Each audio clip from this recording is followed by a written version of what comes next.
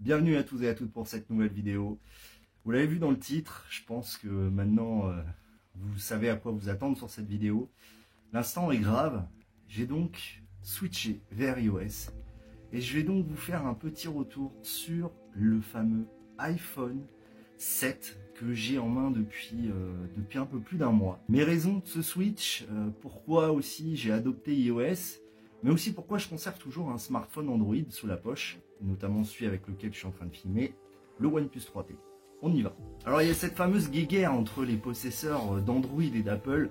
Je vais pas rentrer dedans. Je trouve que chacun des OS a ses avantages et ses inconvénients. Ce que j'adore chez Android, c'est l'ouverture du système, la facilité de flasher des ROM custom, le développement qu'il y a derrière, les applications aussi, la possibilité de développer beaucoup plus facilement que sur iOS. C'est un des points forts. Et puis aussi la diversité des produits et des hardware que l'on a chez Android. On peut choisir des téléphones en verre, en métal, on choisit sa marque, etc. Alors pourquoi je suis passé à l'iPhone en daily driver? Alors pour beaucoup de raisons.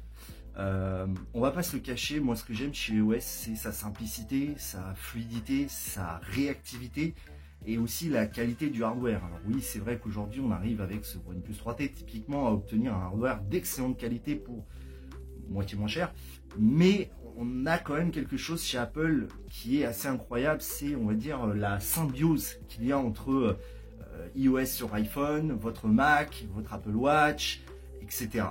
Et ça, on ne peut pas l'enlever à l'Apple. Ils ont créé un vrai écosystème. Alors sur le point de l'iPhone, moi ce que j'aime beaucoup déjà, c'est sa prise en main. J'ai l'iPhone 7 de base, et c'est vrai que l'écran de 4,7 pouces, c'est un véritable régal. J'aime bien des écrans accessible à une main, et c'est le cas. Le OnePlus 3, lui, avec son 5 pouces 5, c'est vrai que c'est bien pour consommer du multimédia.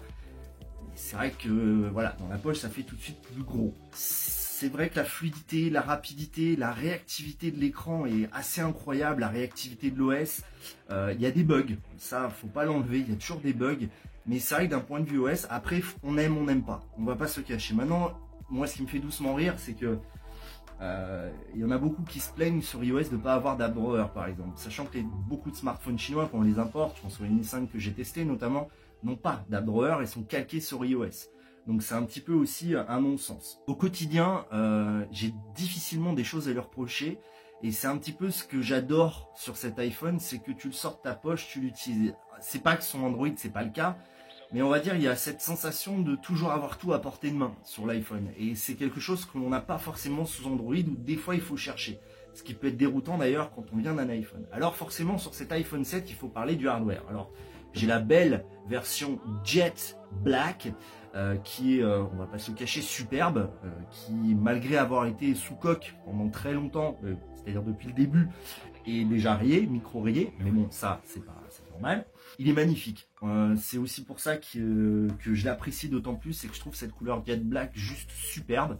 En 128 Go en plus, on est tranquille. Alors oui, il n'y a pas de port jack. Alors est-ce que c'est un problème? Je vous avoue qu'avant même la sortie de l'iPhone et avant même de l'avoir, j'étais déjà quasiment en full Bluetooth. Et quand j'ai besoin, on va dire, de vraiment avoir un casque en jack, bah, j'utilise le dongle. Il faut arrêter. Après, le fait de ne pas pouvoir le recharger en écoutant de la musique, ok, mais c'est un faux problème. C'est un faux problème. Alors d'un point de vue perf au quotidien, il n'y a rien à dire. Le hardware est somptueux. Alors la caméra stabilisée, pareil, elle fait... On la sort de la poche, elle snap et on est sur le OnePlus 3T par exemple. À des moments, on n'est pas sûr d'avoir pris une bonne photo. L'iPhone, c'est quasiment un coup sûr. Même en vidéo, etc. On voit qu'ils ont vraiment, il y a un gros travail de fait derrière. D'un point de vue, petit truc sympa, donc déjà le fait qu'il soit certifié IP67, je me prends plus la tête hein, quand je suis à l'extérieur, sous la pluie ou des trucs comme ça, je le sors, ça me pose aucun souci. Pareil pour les dual speakers. Alors c'est vrai que c'est une fonction un petit peu particulière puisqu'on a un speaker en bas et un speaker sur la face avant. Mais au final, quand on en bouche un des deux, on se rend compte quand même de l'immersivité qu'il apporte. Moi, j'apprécie vraiment ça. J'aime beaucoup pouvoir regarder mes vidéos et avoir finalement cet aspect un petit peu stéréo. C'est très limité, c'est un smartphone et la qualité est plutôt très correcte, je trouve. Ensuite, d'un point de vue autonomie, c'est vrai qu'avec moins de 2000 mAh, on pourrait s'attendre à une autonomie merdique. Alors, je vais pas le cacher, elle est bien moins impressionnante que celle du OnePlus 3T, en ayant toujours une smartwatch connectée. Donc là, je suis sur l'Android Wear. Oui, j'ai connecté mon Android Wear à l'Apple Watch. Bon, bref, je vais pas le cacher, l'autonomie est juste. On passe la journée, mais difficilement plus. Maintenant, j'utilise vraiment beaucoup, j'utilise beaucoup de musique, etc. Donc, ça reste assez intéressant vu la petite taille de la batterie. Alors tout ça, toute cette vidéo pour vous dire quoi? Pour vous dire que oui, un iPhone c'est probablement abusément cher. Je ne dois pas le cacher, c'est un tarif proprement scandaleux je trouve.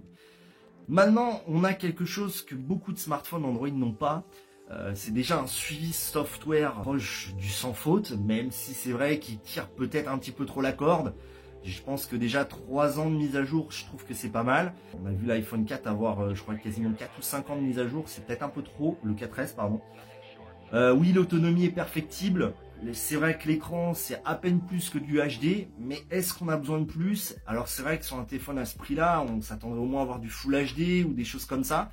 Mais finalement, ce qu'on achète beaucoup en fait avec cet iPhone, c'est d'une part la marque. D'autre part, la qualité de finition. Arrêtons de se voiler la face. Les iPhones sont parfaitement finis. Il y a toujours des petits problèmes sur les premières générations, mais c'est une finition irréprochable. Et on le voit encore, ils mettent toute leur technologie. Alors, oui, c'est pas une révolution par rapport au 6 et 6S, mais c'est un excellent produit. C'est clair que vu le tarif, il y a beaucoup mieux ailleurs. Je vais pas le cacher. Je pense même que prendre un 6 ou un 6S, c'est peut-être plus raisonnable à mon avis, vu le peu de nouveautés qu'il y a dessus. D'ailleurs, en parlant de nouveautés, le scanner d'empreinte est hallucinant. Le bouton Home, je m'y suis vraiment fait, le fait qu'il soit sensitif. Alors c'est vrai que cette vidéo, je rentre pas dans les détails, mais c'est juste pour vous dire que cette guerre entre Android et Apple, elle n'a pas lieu d'être. Chacun des OS a son avantage et son inconvénient. Mon OnePlus, je m'en sers comme finalement station multimédia maintenant pour prendre mes vidéos. Et l'iPhone, c'est vraiment mon daily. C'est mon téléphone. Je sais qu'il ne me fera jamais faux bon, même si je dois toujours avoir une batterie dans le sac. Voilà, c'est tout pour cette vidéo. C'était Vito et je vous dis à très bientôt les amis. Salut!